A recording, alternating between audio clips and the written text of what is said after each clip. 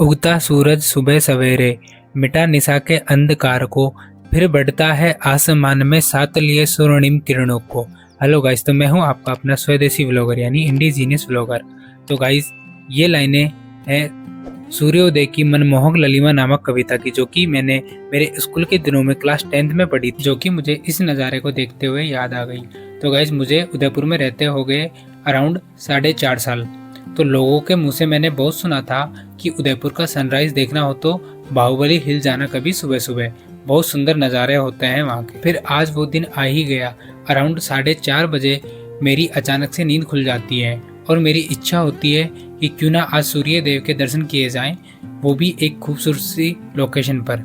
तो फिर होना क्या था, मैं निकल पड़ता हूँ सुबह 5 बजे के करीब मेरे रूम से मुसाफिरों वाला भेष बनाकर, क्योंकि सर्दी काफ़ी कड़ाके की पड़ रही थी। और फिर आपको तो पता ही है कि सर्दी से सिर्फ चाय बचा सकती है।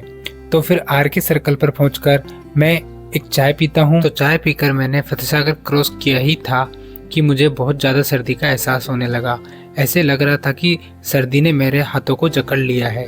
तो फिर मैंने गाड़ी की स्पीड को थोड़ा स्लो किया और धीरे धीरे करके मैं उदयपुर के टीबी हॉस्पिटल के पास पहुंचा। वहाँ पे मुझे एक शॉप ओपन नज़र आई और वहाँ पे एक भैया आग लगा रहे थे कुछ लकड़ियों में। तो फिर मैंने गूगल किया कि उदयपुर में सनराइज़ कितने बजे होता है।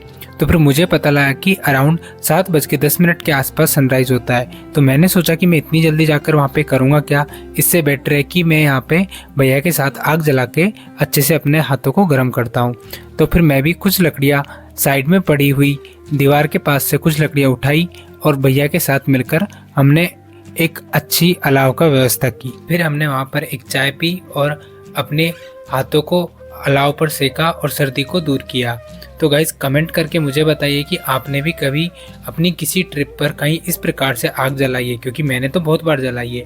आप कमेंट करके ज़रूर बताइए कि आपने कभी इस प्रकार से आग जलाई है या नहीं। और फिर मैं अपने हाथों को अच्छी तरह सेक कर सर्दी को बहाकर वापस से अपने मुसाफिरों वाले बेस में आकर निकल जाता हूँ बड़ी लेक साइड स्थित बाहुबली हिल्स की पार्किंग वाली लोकेशन पर। और फिर यहाँ पर सुबह सुबह इतने सारे लोगों को देखकर मैं हो जाता हूँ शॉक, क्योंकि मॉर्निंग में इतने सुबह सुबह सनराइज देखने के लिए इतने लोग कैसे आ सकते हैं। वैसे तो मैं यहाँ पर 4 से 5 बार पहले भी आया हुआ हूँ, तब वहाँ पर कोई एंट्री चार्जेस के कोई टिकट नहीं थे, लेकिन अभी यहाँ पर यहाँ के आसपास के गाँव वालों ने एंट्री चार्जेस के टिकट कर दिए, जिसकी प्राइस है 10 रुपये। तो पार्किंग वाली लोकेशन से बाहुबली हिल्स की जो डिस्टेंस है वो है 1.5 किलोमीटर के अराउंड, जो कि नॉर्मल छोटी सी एक पगडंडी बनी हुई है जिधर से होकर चलकर जाना होता है। तो 10 से 20 मिनट में आप हिल की पीक पर पहुंच सकते हो। अगर आप दिन में आते हो जब धूप ज़्यादा होती है तो अपने साथ पानी की बोतल लाना ना भूलें, क्योंकि यहाँ पर पानी और चाय सब कुछ नॉर्मल MRP रेट से 10 या 20 रुपये ज़्यादा महंगा ही मिलता है। यहाँ पर जो टेम्परेचर उदयपुर शहर के टेम्परेचर से 3 से 4 डिग्री कम रहता है। सनराइज़ देखने की इतनी खुशी थी मुझे कि यहाँ पर मुझे सर्दी तक फील नहीं हो रही थी। तो इधर यहाँ पर मैं अराउंड 6:30 बजे पार्किंग वाली लोकेशन पर पहुँच जाता हूँ। तो मुझे हिल तक पहुँचने में 13 मिनट लगते हैं और फिर मैं अपना कैमरे को ट्राइपॉड पर लगा देता हूँ।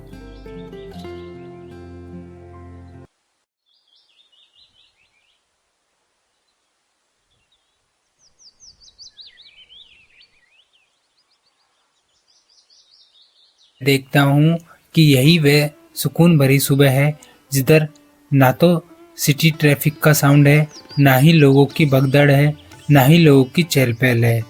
और मेरी नज़र पड़ती है एक छोटी सी नन्ही सी बुलबुल पर। ऐसा फील हो रहा था कि मेरे पास वाले पेड़ पर बैठकर मानो वो भी मेरे साथ सुबह की पहली किरण का इंतज़ार कर रही हो। और जैसे ही सूरज निकला तो उसकी खुशी का ठिकाना ना रहा। यह सुबह का नज़ारा ऐसा था कि स्लेट पर किसी ने लाल खड़िया चौक मल दिया हो। मतलब कि सुबह होने से पहले आसमान हमें थोड़ा काले रंग का दिखाई देता है और सूर्य है वो थोड़ा लाल रंग का दिखाई देता है। तो यहाँ पर काली स्लेट का मतलब है आसमान और लाल खड़िया चौक का मतलब है सूर्य। आप अगर उदयपुर से हो तो कमेंट करके बताना कि किस किस ने यहाँ पर सनराइज़ देखा है। और अगर कोई उदयपुर घूमने का प्लान कर रहा है तो भाई ये लोकेशन बिल्कुल भी मिस मत करना।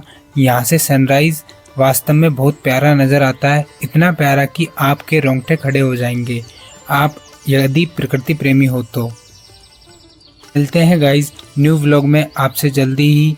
और हाँ, हमारे चैनल को सब्सक्राइब करना और व्लॉग को लाइक करना ना भूलें, क्योंकि आपका एक छोटा सा लाइक हमारे लिए बहुत बड़ा मोटिवेशन का काम करता है।